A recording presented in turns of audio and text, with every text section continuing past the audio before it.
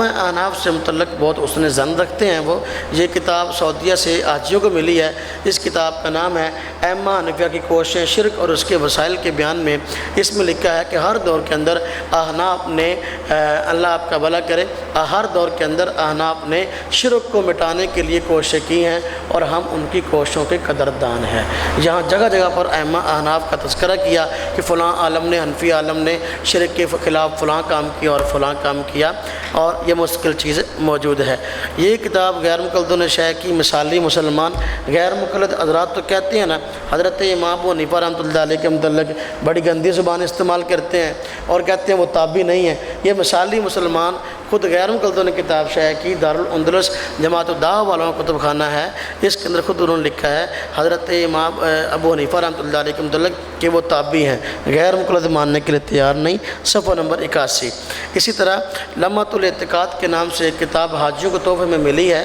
اس میں انہوں نے لکھا ہے اگر کوئی آدمی فروعی مسائل میں کسی امام کی تقلید کرتا ہے اور اپنے امام کی طرف منسوب ہوتا ہے تو اس میں کوئی حرج نہیں ہے۔ اپنے آپ کو حنفی کہے، اپنے آپ کو شافعی کہے اور اپنے آپ کو حنبلی کہے، اس میں کوئی حرج والی بات نہیں ہے۔ اور یہ کتاب حاجیوں کو تحفے میں ملی ہے، اور غیر مقلد حضرات نے بھی اس کتاب کا ترجمہ کیا مومن کا عقیدہ کے نام سے۔ تو وقت نہیں ہے ہم ساری کتابیں پیش کریں۔ اسی طریقے سے جو ہے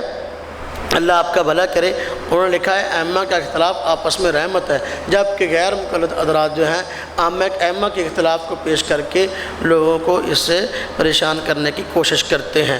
ایک غیر مقلد عالم شمس الدین افغانی یہ تھا، اس نے اپنا مدینہ یونیورسٹی کے اندر جامعہ اسلامیہ مدینہ یونیورسٹی کے اندر پڑھا، اور اس میں اس نے پہلے ایم اے کی ڈگری لی، پھر پی ایچ ڈی کی ڈگری لی۔ وہاں اس نے اپنے آپ کو پاکستانی لکھا، بات سے غور سے سنیے بات نا، وہاں اس نے اپنے آپ کو پاکستانی لکھا، اور پھر انہوں نے پاکستانی سمجھ کر جو ہے ائمہ احناف کے جو ہے مسئلہ صفات وغیرہ سے متعلق جو نظریات ہیں اس کو مقالہ لکھنے کے لیے دیا کہ دیکھو تم یہاں رہے ہو، ہماری نظریات کا بھی آپ کو پتہ ہے، ائمہ احناف کے حضرات کا بھی آپ کو پتہ ہے، آپ اس میں مقالہ لکھو۔ مقالہ اس نے لکھا، اس میں امام ابو منصور ماتریدی رحمۃ اللہ علیہ کے فضائل اور مناقب لکھے، اور مقالہ پاس ہو گیا۔ اور اس طرح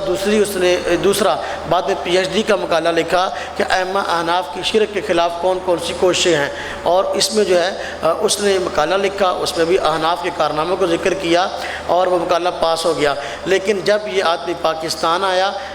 اور اپنا یہ کتابیں یہاں سے شائع ہوئیں تو حضرت امام ابو منصور ماتریدی، حضرت امام ابو حنیفہ رحمۃ اللہ علیہ اور ان کے شاگردوں کو برا بھلا کہا گیا، ائمہ احناف کو جو ہے بکواسات کی گئی، اور اس کتاب سے اچھی عبارت نکال کر اور غلط عبارت داخل کر دی گئی، اور اس کتاب سے یہاں سے شائع کیا گیا۔ جب اس کتاب کو یہاں سے شائع کیا گیا، شاہ فہد رحمۃ اللہ علیہ سے ہمارے علماء نے احتجاج کیا کہ یہ آدمی دیکھو یہاں سے ایم اے اور پی ایچ ڈی کی ڈگری لے کر آیا، اس نے ہمارے اکابر کے خلاف بکواس کیا ہے، اور آپ تو ہم سے حسن ظن رکھتے ہیں، پھر اس کی کیا وجہ؟ جب چنانچہ شاہ فہد نے جو مدینہ یونیورسٹی کے چانسلر تھے ان کو شیخ ڈاکٹر عبداللہ العبود ان کو کہا کہ اس واقعے کی تحقیق کرو۔ جب انہوں نے تحقیق کی تو اصل مقالے جو شمس الدین افغانی کے پاس ہوئے تھے اس میں جو ہے ائمہ احناف کو اچھا کہا گیا، امام ابو حنیفہ کے فضائل کو بیان کیا گیا، آپ کے شاگردوں کے فضائل کو بیان کیا گیا، اور احناف کو اچھے الفاظ سے تذکرہ کیا گیا،